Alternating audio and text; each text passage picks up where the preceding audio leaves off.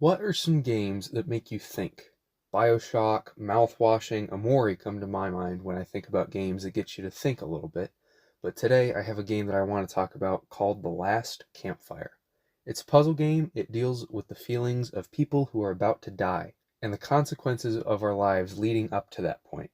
Through its puzzles and its characters, it asks the player questions about how they treat others, the importance of compassion, and it gets you to think about how we should live knowing that eventually we won't. It's a cute, poignant little puzzle game that I would love to get on people's radar and start some discussion on. So, let's do just that. You play as Ember, but my wife calls him a chip bag because he kind of looks like an upside down chip bag. So I'm going to call him Chip Bag.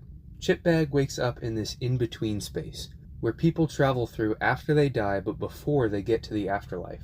The gameplay loop is searching for other chip bags in this in-between space who've convinced themselves they're not good enough to get to heaven. You help them out by solving puzzles that pertain to each of their problems. And those puzzles are the backbone of the game. The devs managed to hit a perfect medium when it comes to their difficulty, right between IGN journalist and impossible. They all make you scratch your head a bit, but none of them seem unfair. The puzzles really shine when you consider their context.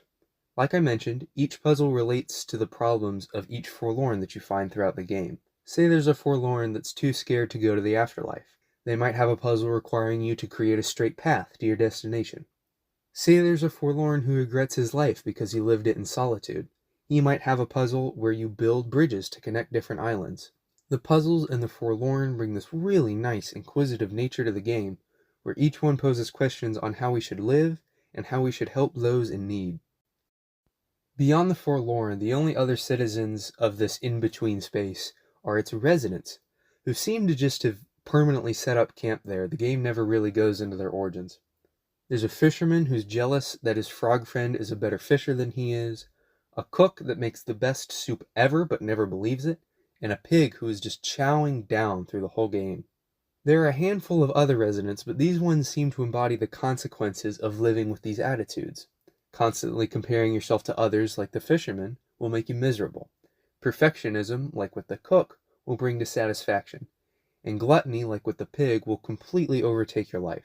Like the puzzles and the forlorn, the residents of the in-between pose questions to the player about life without ever making any statements. The game feels like an invitation to think, rather than a command of what to think.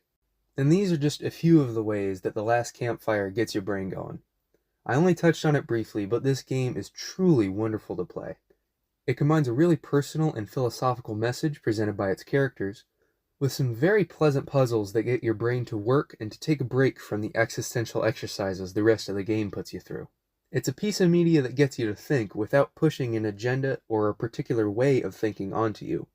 That quality is borderline necessary when covering topics like life and death, and The Last Campfire has it in spades.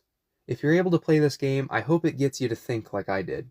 It's not lost on me the diversity of opinions out there about what happens after we die or how we should go about our lives now. But I think The Last Campfire has a little thought-provoking juice for anyone who decides to pick it up.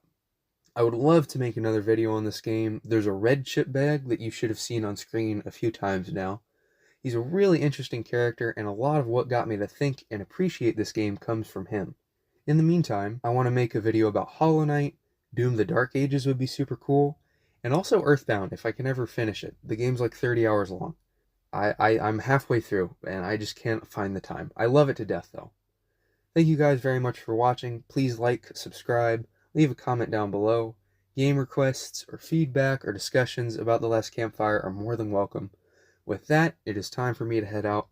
I will see you guys when I have the time.